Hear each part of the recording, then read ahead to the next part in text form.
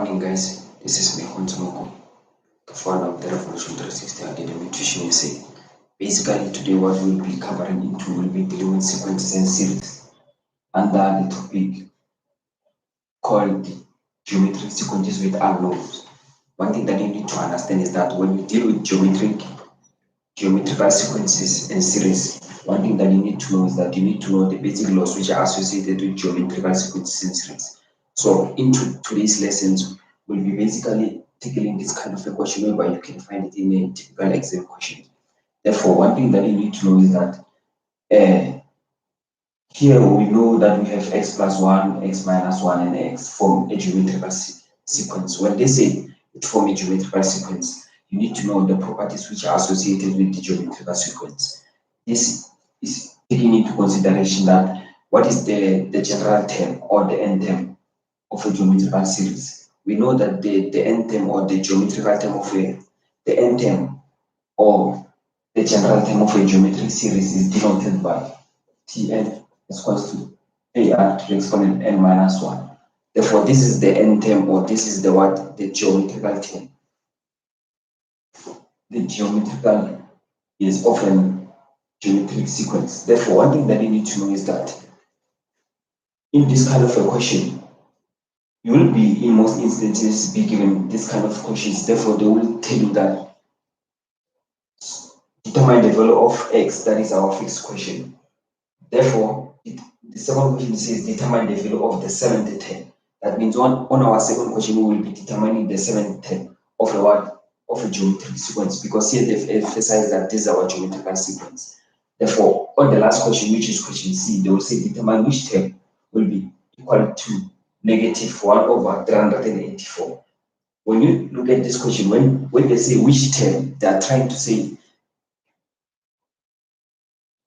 term number. That means we'll be looking into n, because you know that in this kind of the n term of a geometrical sequence, Tn, it represents the number of the general term, therefore is equals to a over there. It represents what? Our first term, of which in most instances, if they don't say our first term, this will be represented by a. But one thing that you need to know is that a represents what? It represents our first term. Therefore, our r over there for a geometric sequence, it represents what?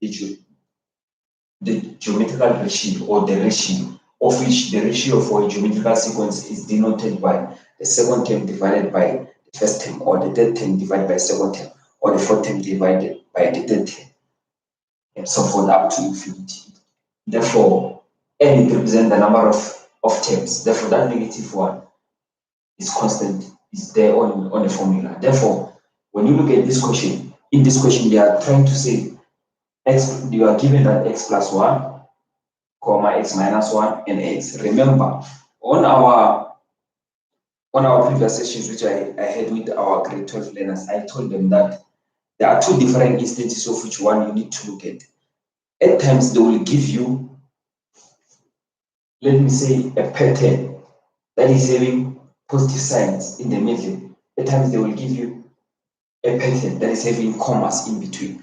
Therefore, the difference between the pattern that is having commas in between and the pattern that is having positive signs in between is that the one that is having commas in between, we call it the one, it's a sequence. When they talk about sequence, you need to expect commas in between that particular pattern. Therefore, the one that you find, they are telling you that it is having signs in middle, signs in between that particular pattern. It's not going to be what a sequence, that is going to be what a series. Therefore, the difference between a series, a geometrical series, and the geometrical sequence is that a geometrical sequence, you must expect commas in between the patterns. Therefore, the geometrical series, you won't have commas in between the pattern. You will have what? You will have positive signs as a sign to denote that this is what? This is a series. Therefore, for a sequence, it will be commas. Therefore, solving that, putting it into simpler form, we start by writing x plus 1, we write x minus 1, and also x. As I've just explained, you can see that they are commas. Therefore, this is what? This is a geometrical sequence. That is what? It's a sequence. Therefore, they're saying determine the value of what? Determine the value of x. For you to solve the value of x here, one thing that you need to know is that you must start by writing this is what? T1, this is T2, This is T3. T1 means term number 1. T2 means term number 2. T3 means term number 3. That means I'm going to write this formula which says term number 2 divided by the first term, which is term number 1, is equals to the third term, which is term number 3, divided by T2, which is the second term. This is the formula that you need to know by heart. It will help you to determine the values of the unknowns. Therefore, here, just because of the question is saying that we need to determine the values of the unknowns, of which the values of the unknowns in this case is x. This is how we're gonna use this formula. Therefore, you start by substituting. You can see that here we have our T2, of which this is our second term. Therefore, you go straight to your pattern, which is a geometrical sequence. Look at what is the second term. You can see that the second term is what? It's term number 2. Start by writing x minus 1. Let's write x minus 1 divided by T1 is what? Is our first term. You go there on our geometrical pattern, therefore you check what is our term 1. Term 1, you can see that this is x plus 1. That means on our denominator side, you know the difference between the denominator and the numerator. On our denominator side, we have T1. We start by writing x plus 1 because that denotes our what? Our first term is equals to T3. You can see that that is the what? The third term. Therefore, we have what? We have x. We start by writing what? X divided by T2. That is our second term. That is what? X minus 1. Write x minus 1. Therefore, when you look here, you are having this kind of an equation, of which when you have an equals to in this kind of equation, the only thing that you are allowed to do is to cross multiply. So you start by writing x times x plus 1. You can write it in this form: x open bracket x plus 1 is equals to. Therefore, here we have x minus 1 multiplied by x minus 1. Therefore, we write x minus 1 multiplied by x minus 1. Therefore, it's a matter of multiplying throughout the bracket because we will need to destroy the bracket. So the only thing that you can allow to do, that you are allowed to do, is to multiply here by destroying the bracket, is to multiply this x which is outside the bracket and multiplying it with whatever is inside the bracket. Therefore, I'm going to say x times x, that is going to be x squared. X times positive 1, that is positive x, or positive 1x. Even if you wrote positive 1x, the only thing here, even if I didn't write it, we know that we have what? We have a coefficient, of which our coefficient in this place, that is what? That is positive 1. To simplify writing it with a different color, you can just write positive 1 here. You know that that is positive 1. But the red one here, which is our coefficient, the definition of a coefficient, that is what? That is a number before a variable, of which a number in this case is 1, our variable is what? It's x, of which here it forms a what? It forms this, which is positive x. Therefore, since we said x times x, that's x squared, x times 1, that is plus x, you're gonna write equals to, therefore you will destroy the brackets throughout. How do you destroy the bracket? You're gonna use the FOIL method. Let me just write here. FOIL. You're gonna use what is known as the FOIL method. That is the first, the O is the outer, the I is inner, the L is the last. This in maths is known as the what? As the FOIL method. So the first method, the FOIL method says that I must multiply the first term. So which the first, I'm gonna multiply x times x, that is gonna be x squared. Therefore, outer x times negative 1, that is negative 1x or negative x. Therefore, the inner, I'm gonna multiply negative 1 times x, of which this is negative 1x. Therefore, the last ones, it will be negative 1 times negative 1, that of which this is positive 1, because the rules of science and mathematics, we know that negative times negative is what? Positive. Negative times positive is what? Negative. Positive times negative is what? Is negative. You know. Lastly, positive times positive is what? Is positive. Therefore, writing this properly, we know that here we have x squared plus x is equals to here we have our x squared. Negative 1 and negative 1, you're gonna add them, of which that is gonna give you negative 2x plus 1. Because negative minus 1, when you press your calculator, minus 1, it gives you minus 2x. Therefore, from here, one thing that you need to know, let me just write it here. so that you will be able to see. We have x squared plus x. We have x squared plus x is equals to x squared minus 2x plus 1 minus 2x plus 1. Therefore, when you just arrive here, these two are going to cancel out. You're left with positive x, say you write x, transpose that negative 2x to the other side. When you transpose negative 2x to the left hand side, to change the sign to become positive 2x is equals to. Therefore, on your right hand side, you have positive 1, you just write 1. Here we know that we have that coefficient, which is what? Which is 1. I'm going to say 3x, because x plus 2x, that is 3x, is equals to 1. Therefore, here solving x, one thing that you need to know is that you need to look at the coefficient of x. What is the coefficient of x? The coefficient of x is 3 in this case. Therefore, I'm going to divide both sides by 3. Why do you divide both sides by 3? It's because when it says what you do on the left hand side, you also do it on the right hand side. At the end of the day, I'm going to cancel this 3 with that one. I'll have x is equals to 1 over 3, which is 1/3. Therefore, the value of x in this case, that is what? That is 1/3. Therefore, our next question says that determine the value of the seventh term. When they talk about the value of the seventh term, that means you know that here on this kind of sequence we have x plus 1. That means x plus 1 is our what? It's our first term. And x minus 1 is our second term. X is our third term. Therefore, we have our term number 4. We have our term number 5, term number 6, and last term number 7. This term number 7 is the one that we are required on number B to determine that. How are you going to find the seventh term? That means you need to what? You need to determine what? The general term. Therefore, after determining the general term, you need to substitute in a place of n, because n represents the number of terms. You need to substitute by what? By 7, because the question says that determine the seventh term. Therefore, this is how you're going to do the question. You know that the general term or the end term of an arithmetic sequence, it is Tn is equals to a to the power n minus 1.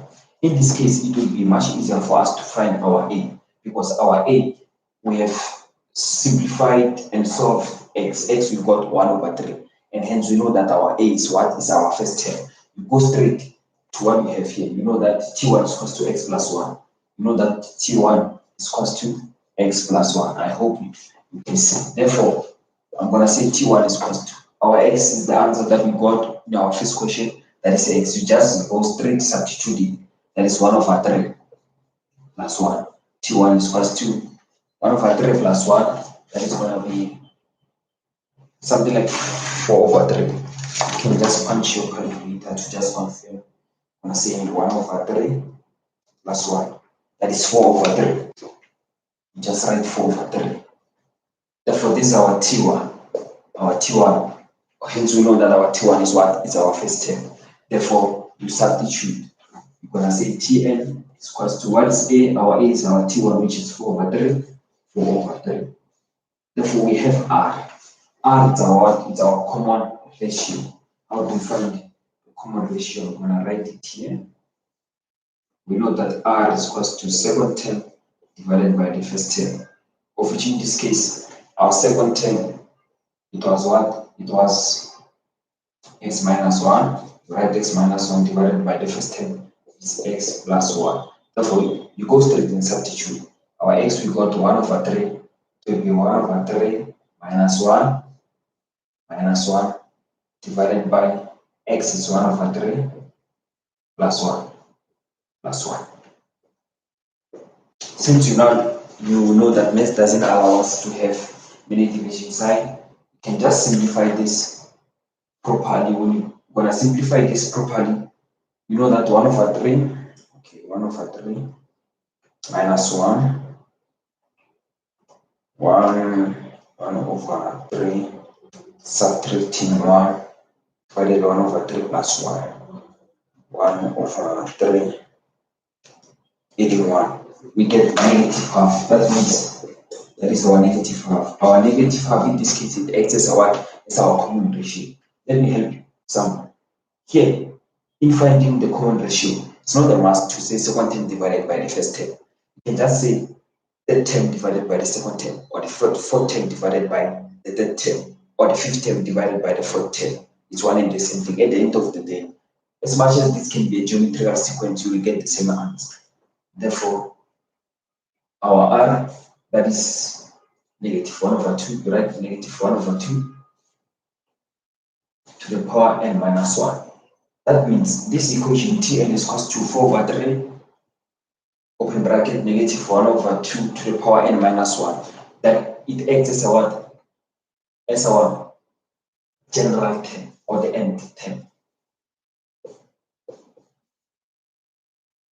Or the nth term. Therefore, what made me to write this equation? What made me to write the general term or the nth term of an arithmetic sequence is because here on number B, we are required to determine the seventh term. There's no way you can determine the seventh term of a geometrical sequence without knowing the nth term of a geometrical sequence. So you need to start always by knowing what is your nth term, or by knowing what is your general term of an arithmetic sequence. So we know that Tn is equals to 4/3, open bracket, -1/2 to the power n minus 1.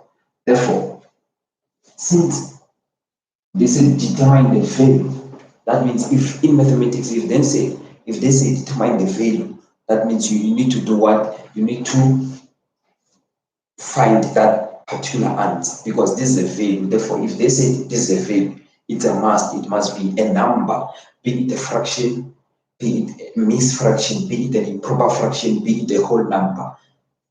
That's how it is. So since you know that they say determine the value, that means here I need to expect an answer that is a fraction, or a mixed fraction, or an improper fraction, or a whole number of the seventh term. Seventh term, you highlight here. Seventh term represent what? That means our n is equals to 7. Why? Because n represents the number of terms. They've told you that this is the seventh term. That means on that particular sequence that you will be having for a geometrical sequence, you need to determine the value of the seventh term. The value, this is the answer that we will be writing here. So we're gonna write Tn is equals to, that is 4/3, -1/2 to the power n to represent the number 7 term. I'm gonna say 7 minus 1. Therefore, Tn is equals to, simplifying it further, you're gonna say 4/3 into -half. 7 minus 1 is more than 36. Therefore, you go straight to punch this in your calculator. Tn is equals to, you're gonna punch this in your calculator. That is 4/3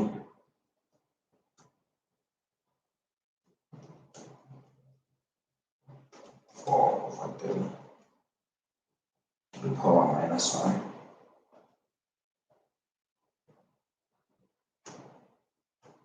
minus 1/2 exponent 6. We get something like 1/48. This is our correct answer. Our correct answer is 1/48. Why is our correct answer 1/48? If you can check in this sequence that we have, there are two options. There are two things that you need to know and look at.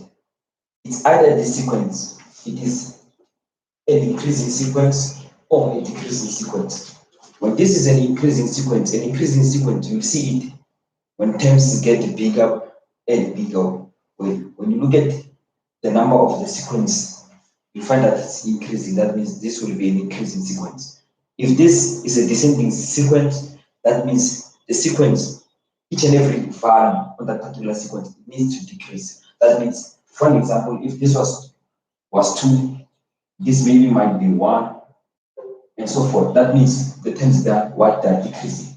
Therefore, one thing that you need to know when you look at sequences and series, it's not always the case the sequence that will be given will add, or it will appear as whole numbers. That major core things that you need to know when you deal with sequences and series is either that kind of question on geometric sequence, it will come in a fraction form, that means you'll find that in most instances that particular sequence, each and every term, it is having a fraction. Therefore, according to look of things, this kind of geometric sequence, I can say this is a descending what sequence, because these terms which are following up until infinity, they're decreasing. At the end of the day, you'll see when we will be dealing with question C, we'll get that particular answer, which I will explain how do we go about finding that particular question. Therefore, this was question number B. They said determine the seventh term, of which I told you if they say determine the value of the seventh term, that means the seventh term represents the n. That means this is our seventh term in the sequence. So they said determine the value. If they say determine the value, you need to expect what? A number, because a value can be a number, can't be a number that is having a variable. If they say a value, they expect a number. Therefore, on number C, they say determine which term will be equal to -1/384. Determine which term. If they say determine which term, they're trying to say find for n, which is equals to -1/384. -1/384 in this case here represents our Tn. That means I'm gonna say Tn, that is number C, is equals to AR to power n minus 1. Tn is equals to our A, we know that is 4/3. Our R is -1/2. To the power n, that is going to be n minus 1. Because they say which term. If they say which term, that means you are looking for n. In this case, you are given Tn, of which you take that Tn, which is -1/384, you substitute it. When I say -1/384 is equals to 4/3. This is -half. You can write it like this, 2 to the power -1. Therefore, this is n minus 1.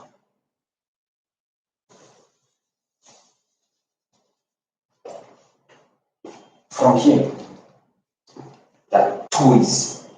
Remember, this is mathematics. We need to solve for this n. There are two options to go about here. It's either we're going to divide both sides by 4/3 and divide both on the other side by 4/3. Or you're going to multiply by the reciprocal of 4/3. What is the reciprocal of 4/3? The reciprocal of 4/3, that is going to be what? 3/4. But dividing both sides by 4/3, we can see that we'll be having what? Many division signs. Therefore, maths doesn't allow us to have many division signs. Therefore, I'm going to multiply both sides by the reciprocal of 4/3, of which the reciprocal of 4/3, that is what? That is 3/4. Therefore, I'm going to say -1/384 multiplied by the reciprocal of 4/3, that is going to be 3/4, is equals to 3/4 multiplied by 2 to the power -1. This one you can just solve it.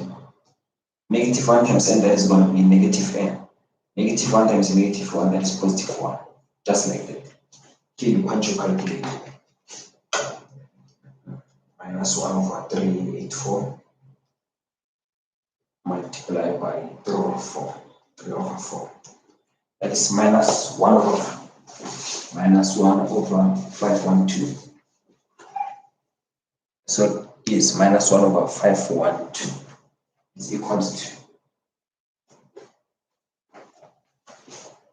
here, remember we were having over 3. You must say times 4/3. I forgot to write this 4/3. At the end of the day, you know that this 4 will cancel this 4, this 3 will cancel that 3. Therefore, you are left with this, which is 2 to the power. Writing it, we know that we have -n plus 1. I'm going to start by writing 1 minus n, because in this case 1 is positive and that n is what? Is negative. Therefore, this you can do like this. Let me show you something.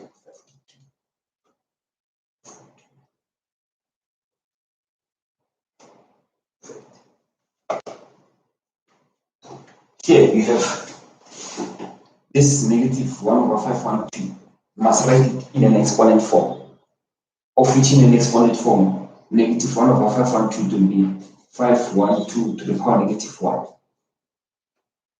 Is equals to 2 to the exponent 1 minus n. Therefore, when you arrive here, take your calculator. You're gonna go to your calculator and say 512, just like that. Make sure that you erase your calculator. You just erase your calculator. You press 512 equals to. You press 512 equals to. You're gonna press 512 equals to. After pressing 512 equals to, make sure that you say 512 equals to. You're gonna say 512 equals to shift fact. Press shift, press fact. You're gonna get something like 2 exponent 9. 2 exponent 9. Therefore, since you know that 512 is equals to 2 to the power 9, you write it. Therefore, we have negative 1, say minus 1 is equals to 2 to the exponent 1 minus n. You can see that when it's like this, never forget that method. You're gonna say 512 equals to shift fact. Get your 2 to the exponent 9. That means 2 to the exponent 9 is equivalent to 512. Why do we write it like that? We must write it with positive exponent to simplify whatever we are required to do here. Therefore, as it's like this, this is straightforward. You can see that you are nearly into getting your answer. You're gonna say 2 multiply 9 and negative 1, it will be equals. You're gonna say 9 times negative 1, that is minus 9, is equals to 2 to the exponent 1 minus 9. When it's like this, it's straightforward. In maths, we know that when bases are the same, what do? We equate the exponent. You can see that my base in this case is 2. I'm going to equate my exponent. On my left hand side, I'm having negative 9. I'm going to write minus 9 is equals to. On the right hand side, I'm having 1 minus 9 as part of my exponent. I'm going to write 1 minus 9. When it's like this, it's straightforward. You can see that your n is 10. How do you find 10? You start by writing minus 9. Minus 9, you take this positive 1. Know that when you take positive 1, transposing it to the other side, you expect the sign to change. Make sure that you change the sign. From positive 1, it will become negative 1. It's equals to negative n. Minus 9 minus 1, when you press your calculator, you get 10. Negative 10. Negative 10. Minus 9 minus 1, you get negative 10. Because here it's a matter of you add 9 plus 1, which is 10. Therefore, you take sign of a bigger number. That is what? Negative. It's equals to negative 10. When you like this, this cancel this, or you can divide both sides by negative 1. At the end of the day, our n is equals to what? 10. Therefore, since the question said that determine which term will be equal to negative 1 over 384, we write it like this. We're going to say, therefore, term number 10 is equals to negative 1 over 384. That's your final answer. This is sequences and series. Like our Facebook page. For more lessons, you can just Google our Facebook page. Therefore, we'll give you relevant details on whatever topic that you might be struggling with, be it high school, be it tertiary, be it primary. This is me, the founder, the maths tutor. Thank you guys for tuning in into our today's YouTube channel. Please like and subscribe on our channel. Thank you so much. Love you guys.